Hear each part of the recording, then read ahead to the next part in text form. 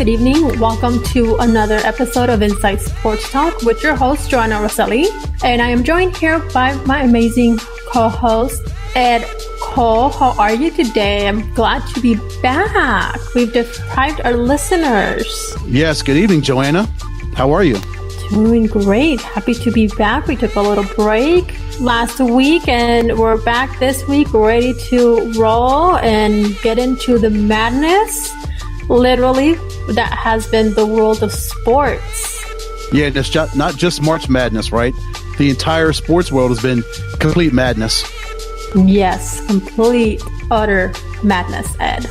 Let's get it started. Yes, let's get it started and kicking off. Speaking of March Madness, Ed, I can't even talk with the literal madness that it's been. And starting on Friday, we had NCAA March Madness, the tournament start, and my gosh, the brackets have been busted like no other year. It seems like there's just so many upsets that have happened. Starting Friday, went on to Saturday and Sunday, and then Monday, it's like, what in the world is happening with these teams and these games? And they've just been so amazing. And we'll go ahead and break it down with the first round. We've already had 2 rounds of March Madness. So they're playing back to back. It's going to be a little bit of a shorter tournament with NCAA, with all these games being played in such a short time frame. But let's go ahead and kick it off with what was Friday and Saturday. So I will say, and you know this, Ed, and you know, and I showed you over the weekend how I have 2 brackets. I had to go with my logic and sanity. At least I tried. Right. And then the other bracket is, going with my heart, who I want to see and my favorites. So, which neither one are really like surviving too much right now. I at least have one bracket each year that does better than the other. This year, it's a total bust. So, to start, can I just say here, my biggest surprise, in the game, I guess the highlight of this first round, I want to say that it was Purdue and North Texas. Yes, that was a great game. I was out watching the game with a friend, and I just cannot sit still. I was so into that game. They went to overtime. They went to overtime. I thought Purdue had that game. Like, okay, if they go to overtime, Purdue has this for sure. They have to win it. No way is Texas gonna put up the fight. There's like no, like hands down, Purdue's gonna win. Purdue's number 4, North Texas is number 13. But no, Purdue got desperate. They went and they tried to do almost anything that they could to get those points. They were going for those 3-pointers, and they just were impatient, in which that led to them being defeated by North Texas 69-78. Yeah, when you shoot 30% from 3-point range and you shoot less than 37% as a team overall, Joanna, that's why you get ousted in the first round. That's why you lose to North Texas in overtime, and North Texas outscores them 17-8 in overtime. Just when you shoot poorly like that, and North Texas does whatever they need to do. They shot 48%, which is pretty good, especially for the tournament, almost 50% as a team. When you shoot better than your opponents, more often than not, you win. And that was the case when North Texas knocking off the Boilermakers.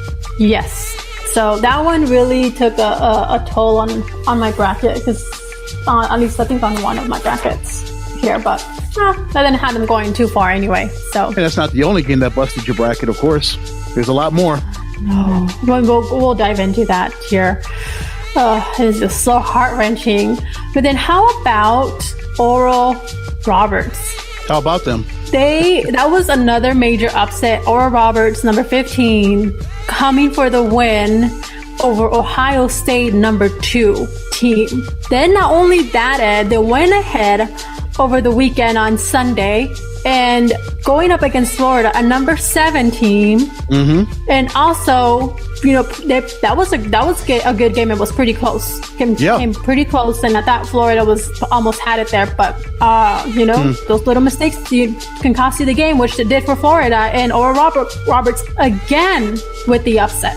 2 3-point victories. You knock off the Ohio State Buckeyes, the number 2 team in the South Division, 75-72. We talked about that in the first round, and then they move on to the field of 32, and they knock off the number 7 seed in that same division, the South Division, 81-78. Oral Roberts, they have supreme confidence in themselves that they beat the number 2 team in the bracket and the number 7 team in the bracket, and now they'll go on to face Arkansas.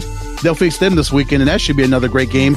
Arkansas, they beat Colgate in the first round, and then they barely slipped by Texas Tech in the field of 32. They beat the number 6 seed, Texas Tech. So a lot of tight games, and I'm looking forward. That should be a really good game between Arkansas and Oral Roberts.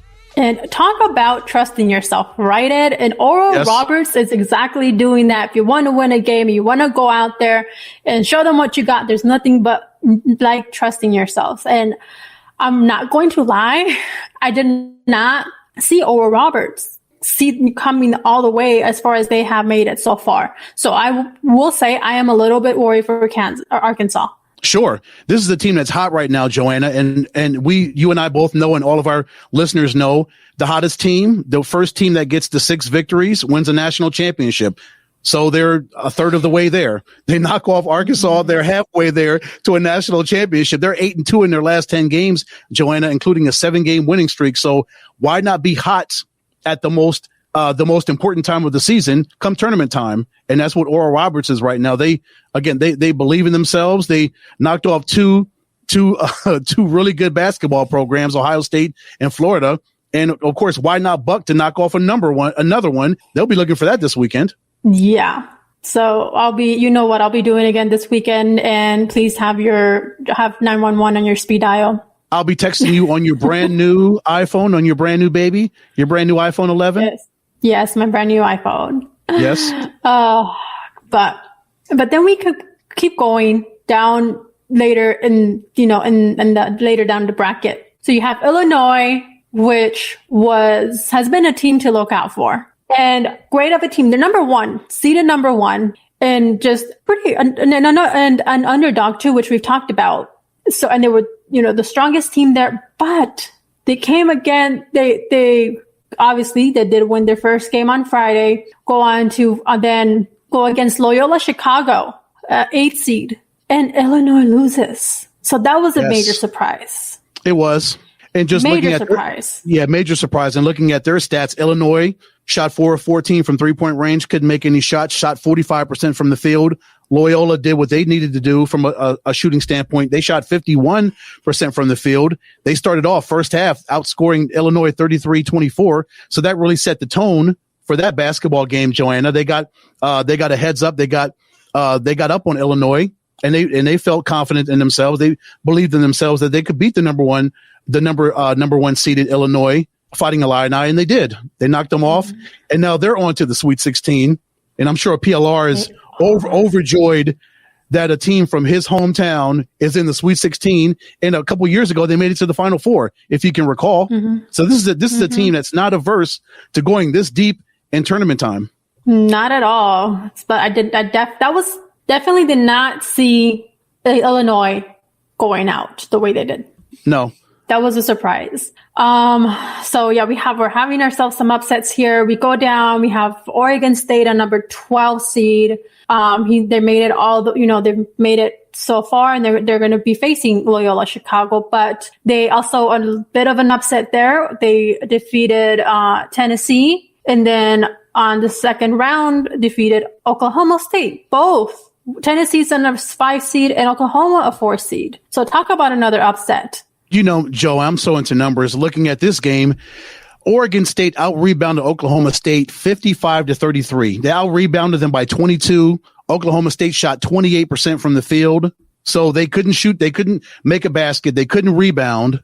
Oregon State had 11 blocks in the game. So they were on their game defensively and from the rebounding standpoint, and they made shots, something that Oklahoma State was not able to do. And that's why they're going home. Yes. Oh, goodness. The things that you don't do Yes. are things that cost you the game. Yes, Joanna, you need a complete effort as a basketball team. You've got to be able to make shots. You've got to be able to rebound the ball. You've got to be able to eliminate turnovers. You've got to be able to you've got to be able to make free throws, especially at this time of the year. Yes. If you don't make free throws, Joanna, if you can't rebound the ball consistently, if you cannot make shots, then there's no way you're going to make it to the Final Four. There's no way you will be at Lucas Oil Stadium in the Final Four and possibly playing on April 5th for the national championship. There's no way. No way. Can't happen. No way. But you know who's seen themselves down that road and possibly, making it there? Syracuse. I know you're going to tell me. Syracuse, yeah. Syracuse. How about I did Jim not Boeheim? give them enough credit, Ed. Was not giving them enough credit, even though I am an upstate New York fan, and it's I have some history there. But I was like, it's Syracuse, and every time I do go, and I didn't even with my favorites bracket, I didn't even put Syracuse to go that far because why? It's Syracuse. They went in 16-9 Ed record. Yeah. They were 9-7 in the ACC. They were okay. They were about middle of the pack as far as what they do inside their conference. They didn't have the best of years. It's not a typical Syracuse orange year that Jim Boeheim usually has his team at. You can say that for a lot of the blue blood teams like Kentucky and North Carolina and Duke and Indiana. A lot of these blue blood teams have not had years that they're usually used to having. No, not at all. So, yes, I'll have to give it up to Syracuse. That's another one that I'll be believing that my bracket's busted like so bad. Do you give them a shot at all to beat the Houston Cougars? Oh, Houston barely got by Rutgers. Well, here's another one.